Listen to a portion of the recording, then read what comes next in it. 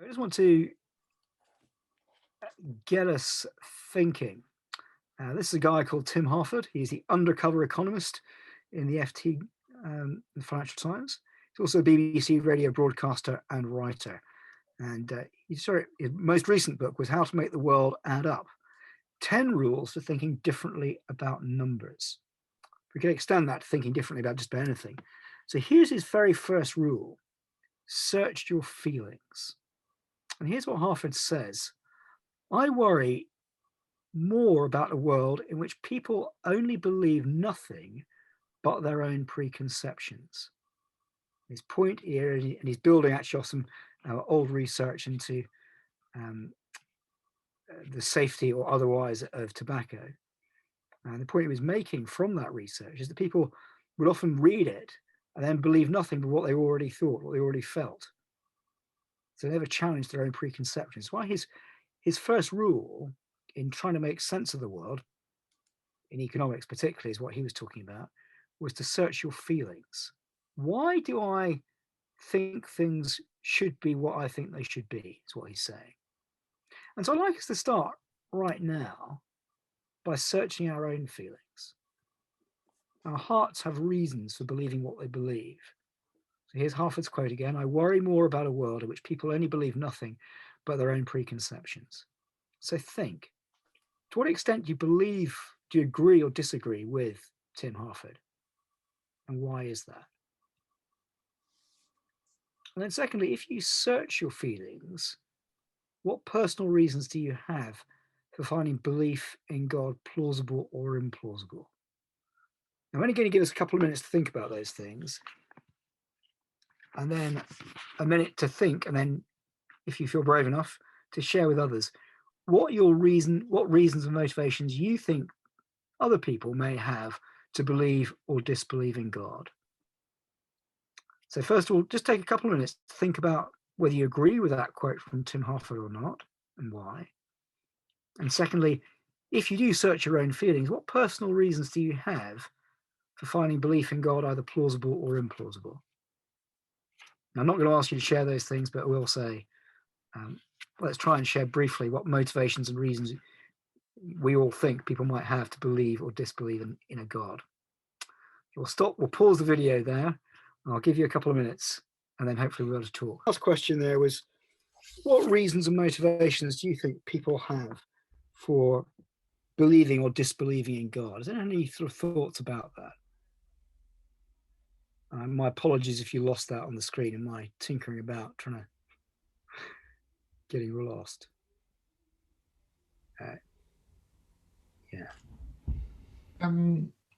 Yeah, sort of setting aside the sort of evidence-based stuff, and thinking more about the emotional side of things. I think people like to disbelieve God because it sort of gives a sense of freedom and independence of thought away from the more rules-based thing of believing in God. And then the other way, some people sort of have more of a tendency to believe in God because it sort of brings the community together, I think, and it gives a strong sense of fitting in and of purpose as well. And I think that is quite a compelling thing that causes people to believe in God. Yeah, I think that's true. I can identify with some of that in myself. I've been brought up in the church and in a Christian family. All right, I've grew up with a father who's a chemist. I went and studied chemistry myself, but so there's always a lot of scientific stuff around. But yeah, I can definitely confess to those reasons, making belief in God attractive. No, thank you. Anyone else got any thoughts on that? Just that, like, people are alive, that there's life, seems, it's hard to imagine how that comes about from nothing. Yeah. In fact, it's hard to imagine how things generally come about from nothing. We're kind of comfortable with something becoming something else, but the world, and in particular kind of thinking people and reasoning people and feeling people, coming from nothing, and us having this conversation coming from nothing is very hard to get your head around without there being a kind of higher being. Yeah. No, that's very, very true. Does anyone else want to add anything or say anything? Otherwise, I'll get on with the meat of the presentation, which I'll try and run through quicker than I normally do. and hopefully that'll springboard into some more discussions later on. Right, okie dokie, here we go. So that was the discussion starter. So is God plausible in a scientific age? I want to give a few reasons why it seems God is not plausible. Here's a slightly old photo now of Professor Richard Dawkins, who's about to turn 80, but Darwin has made it possible to be an intellectually fulfilled atheist. That's one of his famous quotes. Well, here's Peter Atkins, whose textbooks I read, and never sat in any of his lectures. As a physical chemist at the University of Oxford, he's retired now. But he says, science explains and improves life. Science is omnipotent. Science can do everything. And we might feel that in the last 12 months where science has produced this wonderful array of vaccines that are pretty effective. And I'm glad I've had 2 doses. So no, God is not plausible because science explains and improves life. Another reason people say is that God is unnecessary. So here's Professor Brian Cox on his BBC broadcast, The Human Universe, episode 1 a few years ago. He showed pictures of these volcanic islands in the Pacific. And this was his commentary. We used to think that angry gods had created this island. Now science tells us that it's volcanic activity under the Earth's crust. So God is unnecessary.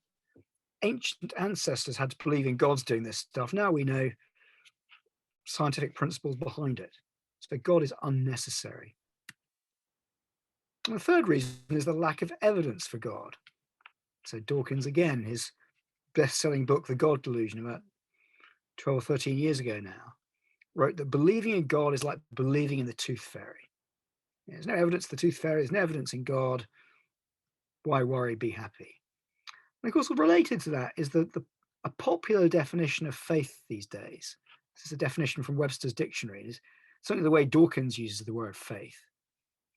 It's firm belief even in the absence of proof.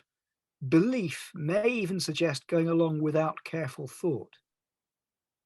And I think that's a very common idea in what faith is about. As if in science there was no kind of faith whatsoever. It's all faith is just religious and going without careful thought, without proof. Now, there's lots of issues we could talk about tonight, but where we're going is this. We're not going to go for a tit-for-tat discussion of evidence. Frankly, I don't know enough about genetics or Neanderthal humanoids or dinosaurs or fossils or microbiology or anything to try and discuss every single point that people might have. But what I want us to do instead is step back and ask the big questions, really. What worldview makes most sense as science power? And is God plausible in that worldview? And I'll say what I mean about worldviews in a minute. And then finally, to come back to where we started, really. So examine your feelings. Why is it I believe what I want to believe? Or why is it I want to believe a certain thing to be more correct than something else? Because we all have those emotional reasons. And whilst we like to think we're rational, as advertisers can tell us and show us, it's really our emotions that often drive our decisions, our feelings. So this is what we're going, a big step back, look at the big picture, and look at ourselves. So what is a worldview? Well, here's a definition from James R. Anderson from his book, Why Should I Believe Christianity? Which I'll be recommending at the end as a kind of a good place to go to start to think through some of these issues. He defines a worldview like this. It's what you think before you think you are thinking. It's what you think before you think you are thinking.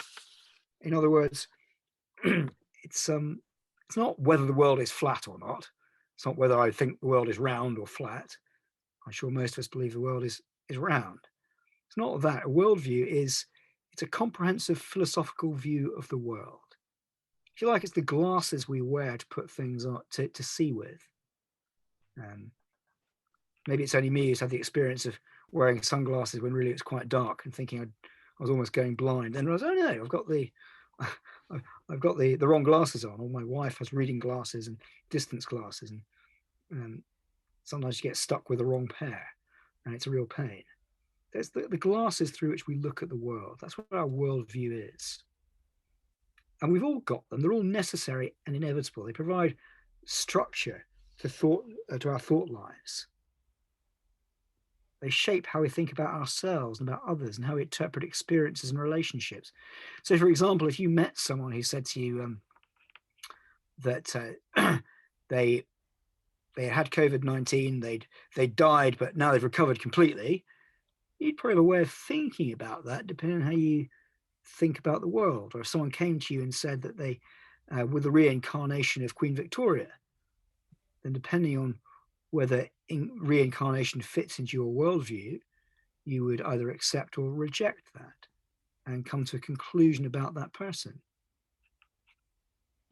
So worldviews shape how we think about ourselves, about others, and how we interpret experiences and relationships. So our worldview will also often affirm our own abilities, our own credibility, our own worth as a human, if we're a fairly positive sort of person. If we struggle with depression, often for very clinical reasons, then that worldview may help us to interpret or cause us to interpret our experiences and relationships in certain ways. So they're deeply held things, and they affect how we interpret evidence. And that's why Tim Harford said at the start, reflect on your feelings.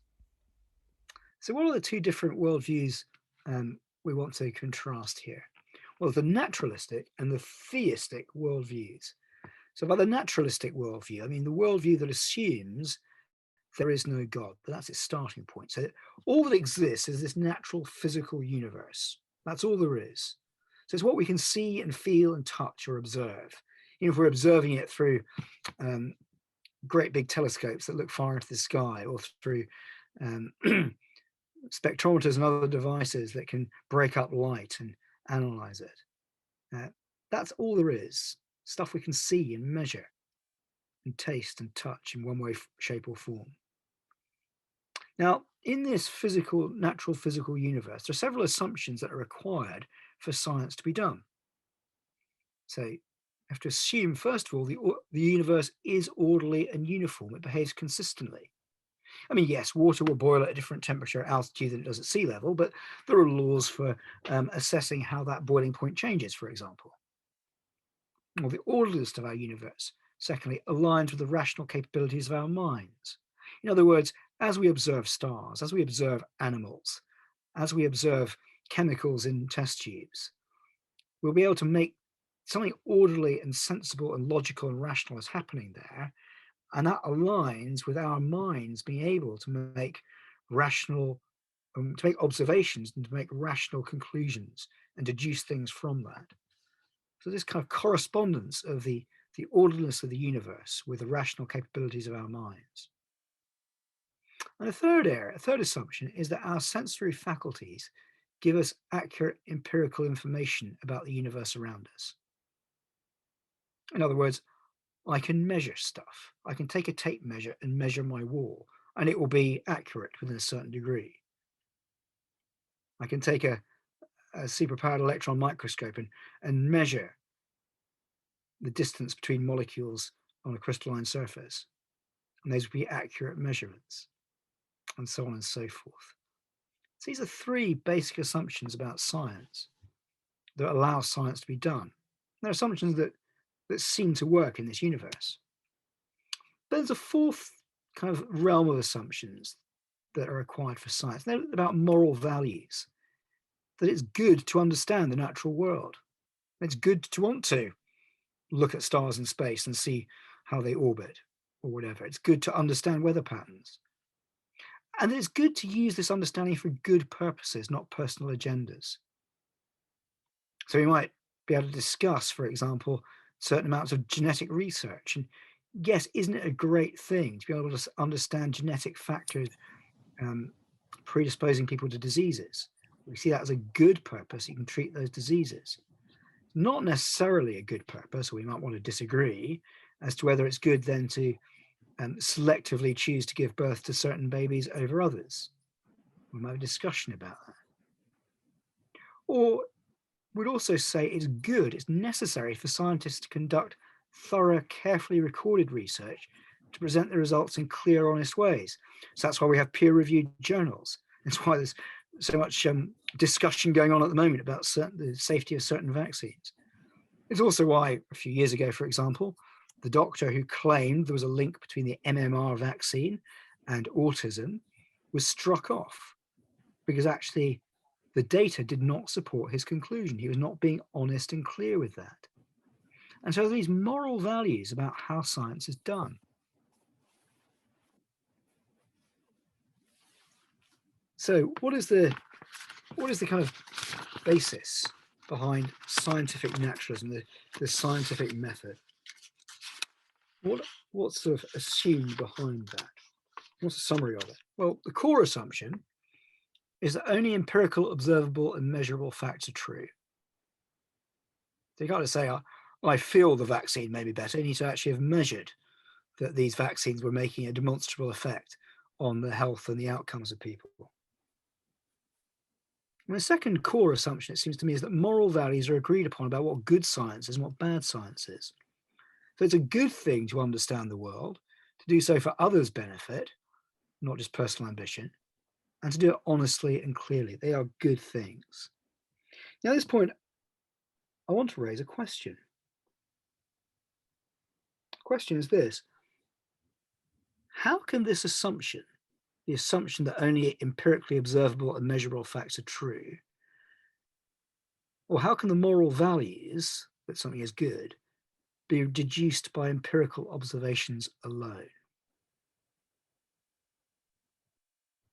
So it's absolutely fundamental to science that it's only what is our scientific method, that it's only what is empirically observable and measurable is true and right.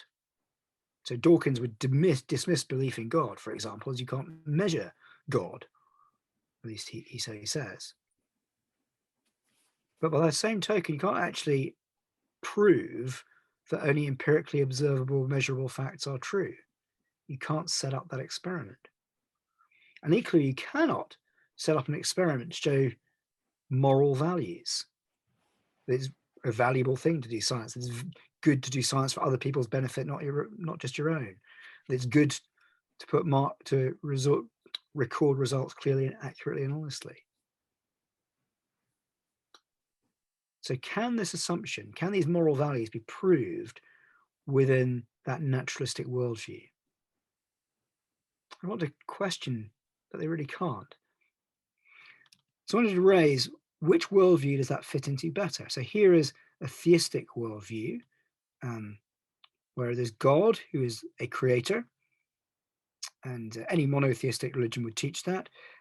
In Christianity, we go a bit further and say this creator is personal, as well as being eternal and necessary. Eternal, he doesn't change. He's outside of this universe. That's what the diagram is attempting to show. He's eternal. He goes on throughout time, whereas time is just part of creation. He is necessary, to use a philosophical term. So you couldn't have a universe without him. You can have God without a universe. He doesn't need to create anything, but you can't have a universe without God. And then so this natural physical universe that we live in is something that was created. So that includes people made in God's image, the Bible says. It includes animals and plants and fish and all the rest of it. It contains stars and planets and black holes. But also part of this creation is time and space and the relative dimensions and mathematics that just exists as part of what God has made. And all this, in a theistic worldview, is contingent. That is, it is dependent upon God. It's not necessary. It doesn't just have to be here. It is here because it's been made. Again, that would be a contrast to the naturalistic worldview. Just as well, the universe is necessary because it's here. We just have to live with it. So my big question really is, which worldview gives a better basis for doing science? So I've got the naturalistic worldview up here, where the physical universe is all that exists. And then below the line, the second option, the theistic worldview, with God, the personal creator, who's eternal and necessary. And the physical universe, which includes us, is created. So which worldview gives a better basis for science? Which one better explains the orderliness of the universe? The fact that our mind and senses correspond to the universe, or that is in some way moral, and so we have moral values about good and bad methods and motivations in science.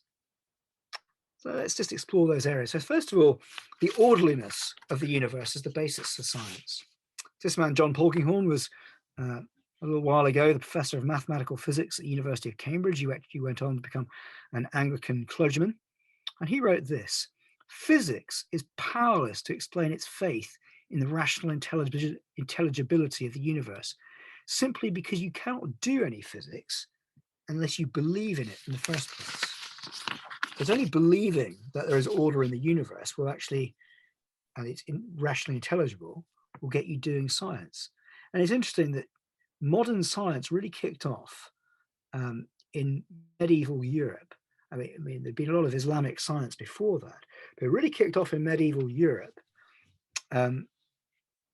with a belief in a God who'd made the universe and who'd made us. And so we would find reason and order in the universe. So what about our mind and senses corresponding to the universe? Well, naturalistic view says, well, humans are just random. We're just here because we're here. There's no design. There's no great reason. There's no overarching narrative. We're just a product of time and chance. But if that's the case, then how can we ever trust the random impulses of our brain cells? Why should they correspond to the universe around? Why should they be reliable to us? Whereas in the theistic worldview, particularly the biblical worldview, humans are created in the image of the personal creator God. So things about us correspond to something that is true about God and about his creation. Now that gives a reason, a rationale for thinking our minds are capable of reason and capable of corresponding to the creation of which we are part, which God has made. So I'd like to suggest that the fact our mind and senses correspond to the universe makes more sense in a theistic worldview than a naturalistic one. But you might want to talk about that later. Then thirdly, the moral values about good and bad methods and motivations in science. Well, this chap here is a guy called Joel Marks, who was professor of philosophy at the University of New Haven. For many years, he was the author of a moral moments column in the magazine Philosophy Now. And when he reached a point of hard atheism, as it's described back in 2010, he wrote this article called an amoral manifesto in that column. He wrote this: the long and the short of it is that I became convinced that atheism implies amorality. Now, what he's saying there is not that atheists are necessarily totally amoral people. What he's saying is actually there's no basis, there's no robust philosophical basis for morality in an atheist worldview. And so he carries on. And since I am an atheist, I must therefore embrace amorality. It's not doing evil things, just actually having a sense that there is no absolute right and wrong out there. He carries on. The religious fundamentalists are correct. Without God, there is no morality. Now, of course, that doesn't mean all religious people are moral. What it does mean is all people who profess to believe in a God at least profess to believe in someone who has authority over them and has set a moral standard. So the religious fundamentalists are correct. Without God, there is no morality.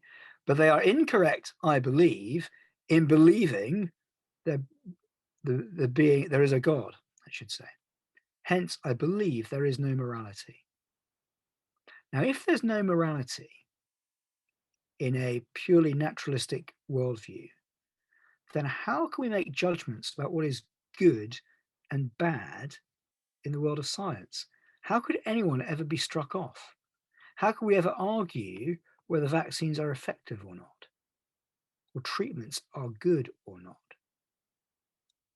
or uses of our science are moral or not? We can't.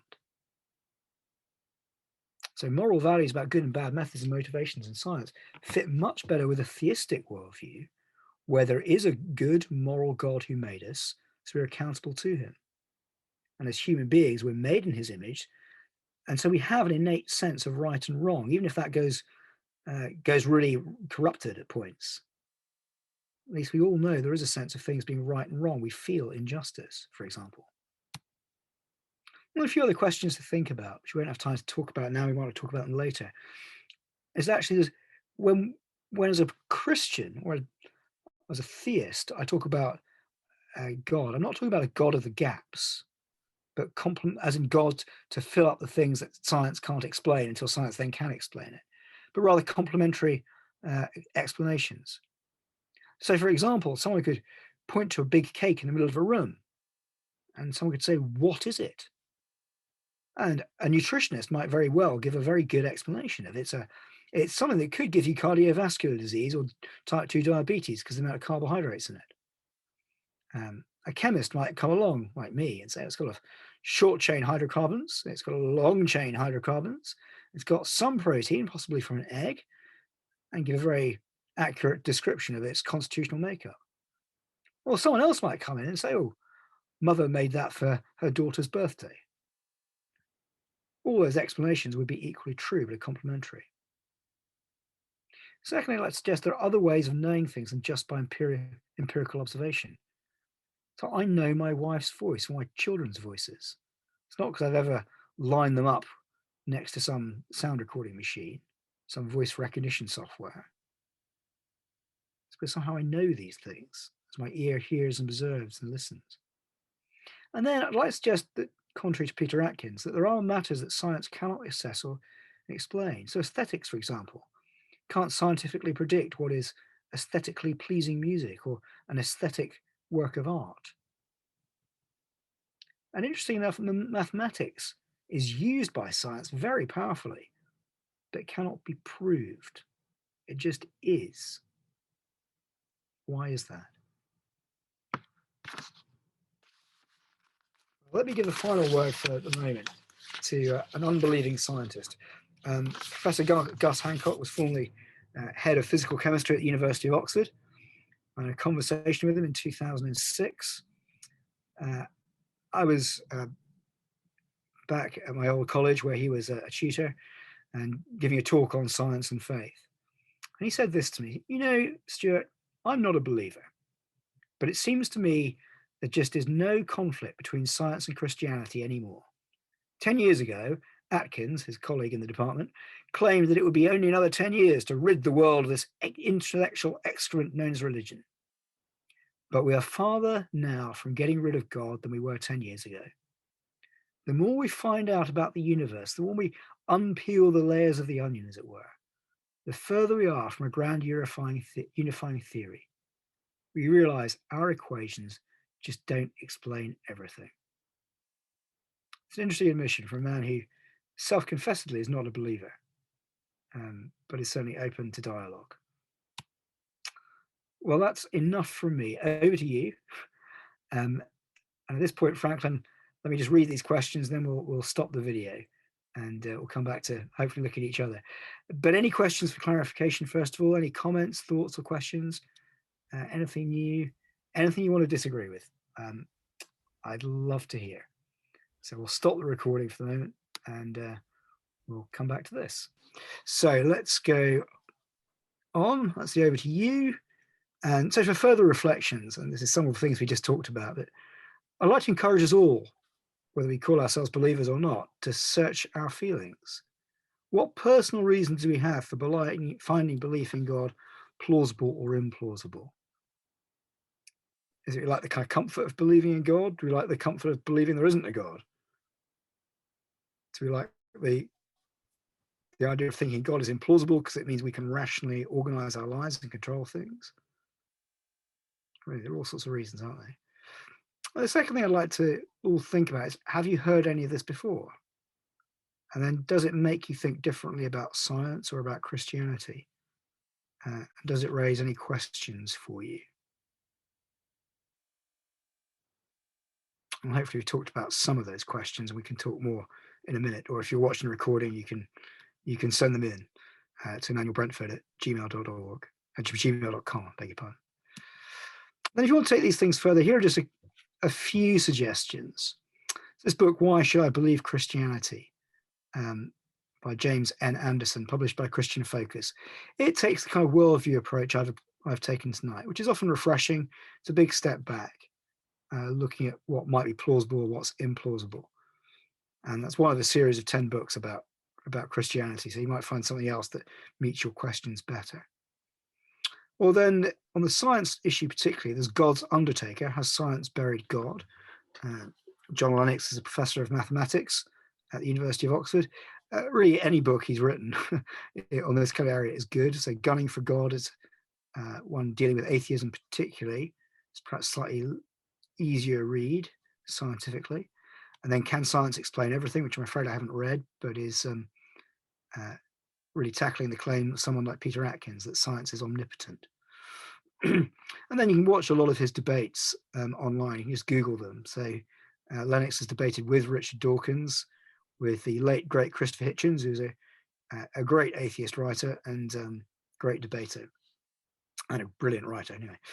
And also with Peter Atkins and Peter Singer, who's a philosopher, so he comes from a very different point of view, but is an atheist philosopher. And some of his beliefs you might find quite frightening, or you might not. But he's working out his atheism to a logical conclusion. So thank you for coming. Thank you for watching this, if you've just been watching it. There's one more in our present series, which is next Tuesday night, the 30th of March. The preview is there on YouTube. You can register at emmanuelbrentford.churchweek.com. You go to the Emmanuel Brentford website, you'll actually get on into the Aletheia tab. You will find a way of registering there. And the topic will be, is forgiveness a sign of weakness in a world of suffering? So thank you for coming. Thank you for listening. I'm going to stop the video now, but you can post some comments or send a message, or if you're still here, we can keep talking. Thank you very much. Bye for now.